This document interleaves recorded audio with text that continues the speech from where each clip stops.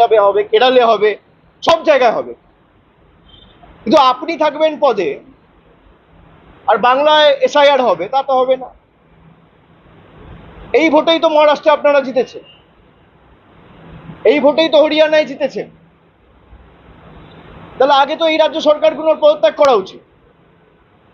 कल जो हुआ दिल्ली में, लोकतांत्रिक तरीके से, शांतिपूर्ण तरीके से 300 सांसद ऑपोजिशन के, और इनमें बहुत सारे महिला सांसद भी थे, इनको जिस तरीके से दिल्ली पुलिस ने धक्का दिया, इनके साथ बर्ताव किया, इनको रोका, ये स्पष्ट दिखाता है, दर्शाता है कि इलेक्शन कमीशन, चुनाव आयोग डरा हुआ है।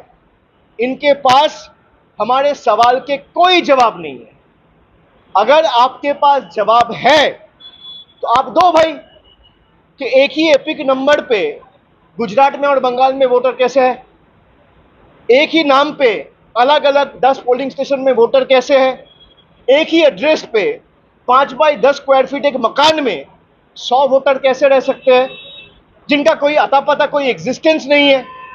और इलेक्शन कमीशन अगर कह रहा है कि वोटर लिस्ट में गलती है, ऑपोजिशन के सारी पार्टी कह रहा है कि एसआईआर नहीं होना चाहिए, मैं इलेक्शन कमीशन को कहूंगा कि चलिए मैं मानता हूं आप सही कह रहे हो, तो पहला तरीका क्या होना चाहिए, पहला स्टेप क्या होना चाहिए?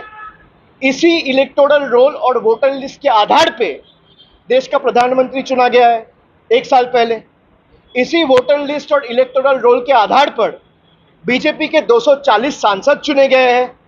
इसी वोटर लिस्ट के आधार पे देश के गृह मंत्री चुने गए हैं। इसी वोटर लिस्ट के आधार पे देश के स्वास्थ्य मंत्री चुने गए हैं, रक्षा मंत्री चुने गए हैं। इसी वोटर लिस्ट के आधार पर जो इलेक्शन कमीशन कह रहा है जिसमें फेक वोटर है, इसी वोटर लिस्ट के आधार पर यही सांसद जो चुने गए हैं वो आने वाले दिन में राष्ट्रपति चुनेंगे, उपराष्ट्रपति चुनेंगे। तो पहला कदम चुनाव आयोग का यह होना चाहिए कि अगर वोटर लिस्ट में कोई भी इरेगुलरिटी है तो भाई लोकसभा डिसॉल्व होनी चाहिए।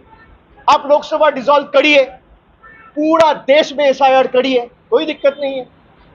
लेकिन एक सिलेक्टिव नहीं कर सकते ना कि गुजरात में एसआईआर नहीं होगा, गुजरात में वोटर लिस्ट ठीक है, उत्तर प्रदेश में वोटर लिस्ट ठीक है, मध्य प्रदेश में ठीक है और बंगाल में नहीं है, बिहार में नहीं है, तमिलनाडु में नहीं है। क्यों नहीं है? आपको पता है कि बिहार में अगर लोग वोटाधिकार, अपना लोकतांत्रिक अधिकार प्रयोग करेंगे तो आप हारोगे, आप चुनाव जीत नहीं सकते लोकतंत्र तरीके से। तो आप लोग का जो हक है, जो डेमोक्रेटिक राइट है, वो छीनना चाहते हैं। ये एक तरफा तो हो नहीं सकता। जो नियम और जो कानून आपके लिए एप्लीकेबल है, वही नियम और वही कानून इस देश में, अगर मैं बंगाल में हूं और आप गुजरात में हैं तो एक ही कानून है। भाई अगर एसआईआर आप करना चाहते हो तो आप एसआईआर करिए, लेकिन पहला कदम लोकसभा डिसॉल्व होना चाहिए। If the government is elected on the basis of the same flawed SIR, then the legitimacy of the central government is null and void. The government of the day should resign, the union government should dissolve, the Lok Sabha should be dissolved. आप Lok Sabha dissolve करिए, पूरा देश में 140 करोड़ के देश में, पूरा देश में, हर एक प्रदेश में आप एसआईआर करिए, कोई दिक्कत नहीं है। आप इसी वोटर लिस्ट के आधार पे चुन के आए हो 1 साल पहले और आप कह रहे हो बंगाल में वोटर लिस्ट गलत है लेकिन गुजरात में सही है, बिहार में गलत है लेकिन यूपी में सही है।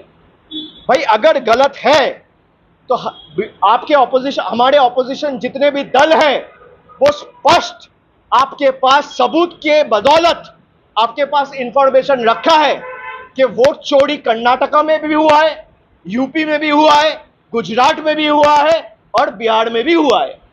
और बीजेपी ने वोट चोरी करके इलीगली, अनएथिकली, अनकॉन्स्टिट्यूशनली पावर में आया है।